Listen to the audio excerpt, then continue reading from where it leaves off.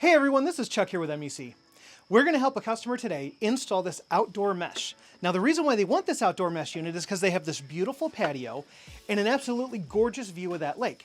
When they're out on their boat, they want a good Wi-Fi signal in between that gap right there where they could see their house, as well as when they're sitting out here enjoying their morning coffee. So we're going to go through the process of the installation of the outdoor mesh. It does involve running some cable and plugging a couple things in, so let's get started. Here is the desired location for the outdoor mesh unit.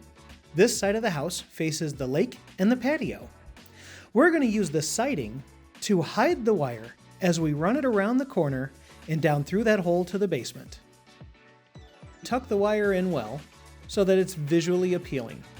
Sometimes a small tool might help get it in the tight locations. Make sure to measure well and mark where the screws are going to go.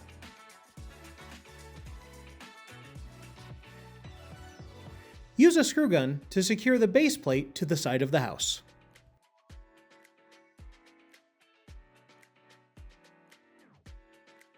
In the basement, pull through the extra slack.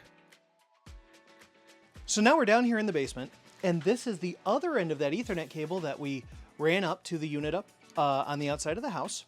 And in this basement, there's not necessarily a nice finished wall here. If there was, we would use a wall plate to fish this cable through so it looks nice on the wall, but that's not necessary down here.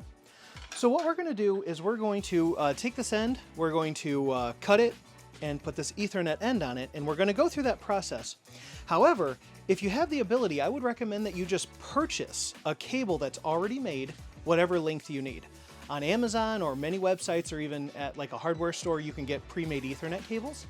So if you think it's about 50 feet from where that box is to where we're going to put this PoE injector, then I would just get a 50-foot cable. It saves you a little bit of time.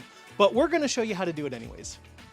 So we're going to start by making a cut of the outside sheathing about 2 inches down the line, and my stripper tool here has a cut function. So we're going to make a nice even cut, trying not to cut the wires on the inside. And then by pulling, that end should come right off and it exposes the pairs of wires. Now we have to separate these, and there's a little trick. If you get the ends separated, you can use the sheathing to come down and separate the wires real nice. So this is a very patient process. You just have to do one set at a time. And the order of these wires matter, so we're going to get them in the right order and then straighten them out.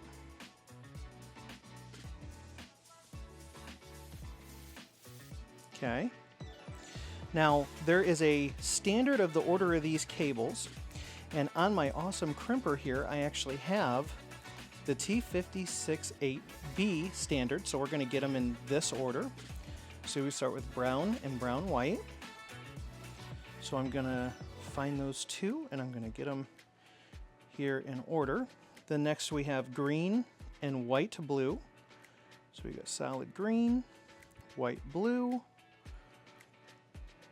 Then we got solid blue, white, green, solid blue and white, green, and last, solid orange, white, orange. So we get them kind of in the order, and then these have to fit into this end. So what I like to do is sort of massage them and straighten them out.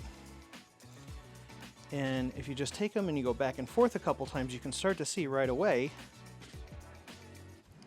that they get nice and straight. And then I want good ends to work with, and these, if we look really close, are a little wavy at the end. So we can take the cutting part of our tool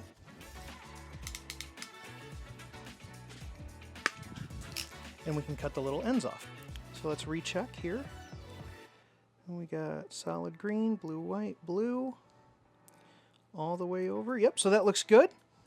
So now what I'm going to do is, these ends that we have here are specifically called pass-through ends. And so we slide these in here, trying not to get the wires crossed as it goes. And that can slide right down onto and cover up the bottom. And as you can see, we now have these wires, and they're passing through. And we're going to double check again. We're going to make sure. So now that we know that they're in the right order, we're going to make sure it's pulled through nice and tight to where that end gets up in there as far as it can go. This crimping tool, you push it in, and there's a little blade that actually trims the other side. So with it pushed in there nice and tight, we squeeze and you'll hear it. And then it's actually coming right off because they were cut. Now you have an Ethernet end. You also can look at the bottom and double check the order of the wires, but at this point it's already on. So now once we have the end on the Ethernet cable, we're going to use this handy device called a PoE injector. This allows the mesh unit to not only get power, but also to connect to the MEC router upstairs. So this cable that goes out to the mesh unit, we're going to plug into the PoE side. And then we have this cable that we already ran upstairs. This is ready to plug into the MEC router. This cable is going to go on the LAN side. And then we can plug the unit into electricity. This will provide both power from this box and data from this cable that goes up to the MEC router. Here is the other end of that Ethernet cable plugged into one of the available Ethernet ports. So here we are now. We're on the outside of the house. We have the other end of that Ethernet cable. I took the bottom off of the unit, that way we can see where the cable goes in.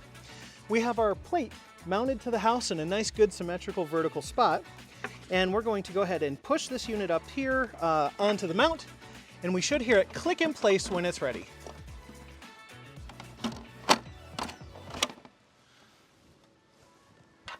Now we do the same thing we did in the basement and we make an Ethernet end. Now the goal, we don't need much slack here, but we want to make sure that the bottom of this Ethernet can go up through here and plug up into their box. And we just want to make sure that the Ethernet, the lowest point where the drips are going to accumulate, is below this point. And if there's a hole up here where this goes in, it needs to be also below that hole. That way if any drips come through, they drip off the bottom and not into the hole or into the unit. So that's about a good length. I'm going to go ahead and cut this cable right here with a little bit extra slack, just in case I have to cut the end back off and redo it. And then we'll make another port. Once we have the end on the cable, we can put it through the base and plug it up into the port. Then we can feed the wire through,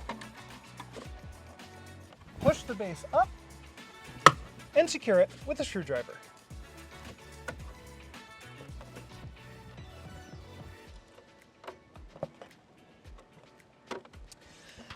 Once this cable is plugged in, if it's plugged into the PoE injector first, and the PoE injector is plugged in to the Ethernet port on the MEC router first, this unit should boot up and automatically get the updates and broadcast the Wi-Fi, just like it's supposed to.